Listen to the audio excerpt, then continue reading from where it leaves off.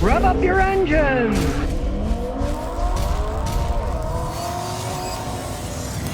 Do you want to buy a used town car? Well, guess what? This guy bought one for $2,800. I think he got a pretty good deal. He actually towed a couch in the back of this one. He stuck it in the trunk, a whole couch. Yeah, it stuck out a little, but what the heck? Now you can see this one is in immaculate shape for $2,800. What a deal.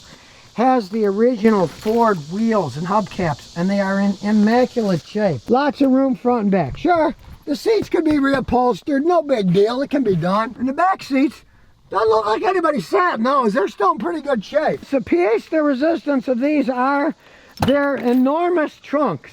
As you can see, he's got everything in here, and check it out. It's got a CB telephone. We're going way back in time here, and a little TV too. Kind of fits the times of an old car like this from the 80s. Do they build them solid? Let's listen. Sounds pretty solid to me. When they made doors, it actually were doors. The safety of this vehicle is its size and weight. You're bigger and stronger than everyone else, so if you hit them, you'll continue to go while they move out of the way. No airbags, but it's got good seat belts, and you're riding on the couch here, back and forth, going down the road. Of course, behind it all is a big old Ford V8. This is the 5-liter EFI. It's still electronic fuel injection, although it has a distributor that's a lot simpler to work on. It's still got the OBD1 plug here, the ground there, so you can do some analysis of it. These things are so relatively indestructible, they don't break down that much. The V8 engine's got plenty enough power, and for a big car, you can still get 22 on the highway. That's where these things came in. If you're in town, it's going to suck down gas like no tomorrow, but on the highway, when it's in top gear, with the overdrive, it's not that bad for a car this size. Since these are the Panther, this baby's got a real frame. This is a full frame car. They can last forever if they don't rust. And I can tell from this one, it doesn't have any rust at all. That almost looks like a new frame. It came from Colorado, where if you know anything about topography, it's really dry there. And if you don't have that much humidity, things aren't going to rust. Unless, of course, you live where they put a ton of salt on the road all the time, in which case it'll eat everything up. But this thing has certainly been spared that. If you're going to buy one of these babies from up north, you check that frame. It's rotten, run away. Don't walk, run. The frame's gone, they're worth nothing. This thing, that frame is almost like a brand new frame. They can take a lot of abuse because the frame is so solid. The actual body is built on an actual frame. Anything gets bent, it can be fixed, it can be repaired. A modern unibody car, you get in a big wreck, throw the car away, it's not worth fixing. Now the AC works, and they even had it retrofitted to 134A. And smartly enough, they put a different condenser on it, you can see. If you're gonna do like he did, you want to retrofit an old R12 Freon to a 134A, you're really better off changing the condenser like this. It's made to work better. The R134A, the molecules are a different size. They need a bigger condenser on them. Said they were freezing to death coming over here from Colorado on a highway because you're going fast. If you were going to drive this in town in traffic, you would put a giant electric pusher fan in front of this, so it would work better at lower speeds or when you're idling. But on the highway, this is perfectly fine. So let's take this old girl for a spin. Back in the day, you had one key for the trunk and doors and a different key for the ignition. So let's turn it. Sounds just like a Ford V8. And listen to that engine.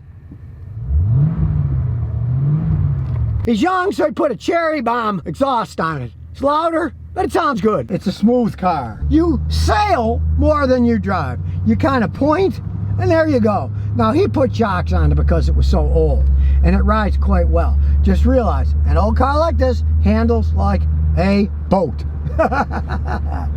You point, and then you kind of drift through the curve, flowing like water under a bridge. And aside from his young man's noisy cherry bomb mufflers, a real quiet car. I grew up on these things, and I'm used to driving these things around town. You just point and go. It floats through the curves. And let's see what's left of this old engine from the 1980s. We'll get to our little drag strip here, and ready, set, go. It's still got some goose left in it. Engine sounds good. Tranny shifts like a dream. This is a $2,800 dream car. The body's in immaculate shape. The engine's in immaculate shape. The transmission is, and the AC still works. Remember, with this wide body though, make a point of leaving plenty of room when you go buy things. It takes up a lot of space. Good thing it's got that Lincoln little marker in the middle, because you can use it to stay in the middle of the road. Just line it up with a white line. It's a nice pointer. Kind of like the old pointers in World War II fighter planes, where they point at what they're shooting at and gave them a good frame of reference. Now, yeah, it's an old car, but it's still got disc brakes up front. You want to stop, it stops fast. I can see why young guys would still like this car, because it is a giant cruising machine. Put all your friends in the back and have a party. There's a ton of room in that back seat. Just listen to that V8 engine. It's got that sound. So how did the guy find this car? Well, any car like this, there's always a story, especially a clean one like this. A little old lady died. Nobody wanted the car. The son didn't want it. People don't want it. And so they sold it to the neighbor, who put it on Craigslist. And then my customer bought it. So, hey, $2,800 for something like this? It's not something you're gonna see every day. They don't make chrome like they used to. This old, it still looks good. I've seen modern cars that were 3-4 years old, the chrome's already flaking off. Chrome is only a few thousandths of an inch. Now they're making it as thin as possible. It flakes off sometimes within 2 or 3 years. They used to build them good in Detroit where this one was made. So if you're looking for a car and you're sick of those tiny little small things for $50,000, hey, think $2,800. It still looks like it came off the factory floors on the outside. And if you really want to do the seats over, you can do them over. Parts are easily, readily available for this. The alternator, water pump, whatever. Distributor goes out on this. You go to AutoZone, O'Reilly. They'll probably even have them in stock. There's nothing wrong with a classic big old car like this, if that's what you're looking for. And here's some bonus questions and answers. Jerry Russell Finch says, does your wife love cars too? She's not that interested in them, other than she wants them to be fast, to drive nice, and ride smoothly. So she's totally happy with the $3,000 Lexus. Truthfully, you know, I'm more of a biker, really. My Triumph Thruxton's my baby. I don't buy fancy cars because they cost too much money. Fancy motorcycles you can get used cheap enough. Motorcycles are only worth so much money, and there isn't that much to go wrong. And the cool thing about a motorcycle is you can store it for years and then just fill it up with gas, charge the battery, and away you go, because it's basically just a motor and wheels. You don't have to deal with all the electronic stuff, the body's rotting, the seats going bad, and the plastic breaking. You store them in a garage and they stay pretty good. Andrew Balachik says, Scotty, how far can you realistically drive on an emergency tire plug? I got tire plugs in my car that I've driven for years. That's an argument that people have had for decades. Oh, it's not safe to plug a tire. If it's done right, it's totally safe. I'll tell you a really funny story. Back in the 1960s, we had a sales guy that came to my father's Texaco corner gas station in Lewiston, New York. He sold us various things, and one thing he sold was tire plugs, right? We back then said, you can't plug this, you can't do this. Well, he had drilled holes in the sidewall of one of his tires on a sales station wagon, and he had like 40 plugs in it, right? They never leaked, and you're never supposed to plug the side of a tire.